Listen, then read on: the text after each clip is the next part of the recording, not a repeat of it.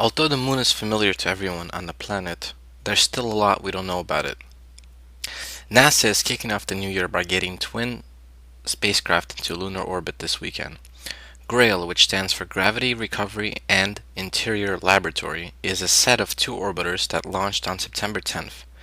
grail-a will get to its destination of circling the moon on the afternoon of December 31st, with grail-b following the next day at 5 p.m. Eastern. They will arrive about 25 hours apart, giving breathing room in between these important milestones, says GRAIL project manager David Lehman. The timing was set by celestial mechanics in order to miss eclipses in December and June, scientists say. As of Wednesday, grail-a was 65,860 miles from the moon, with grail-b following behind at 79,540 miles from the moon. The orbiters are each 3.5 feet high and 2.5 feet deep. They have been traveling since the launch on September 10th. A familiar sight for Earthlings as long as humans have roamed the planet. The moon is still mysterious in many ways. We know more about the Mars than we know about our moon, says Maria Zuber, principal investigator for GRAIL. Scientists theorize that the moon formed when a Mars-sized object crashed into the Earth, but we know little about this process of the moon being formed. It remains unknown why the near side of the moon is so different from the far side. The basins are flooded with volcanic material on the near side, which faces us, while the far side has mountainous highlands. Why did these sides evolve differently? We think the answer is locked in the interior, Zuber said at the NASA news briefing Wednesday.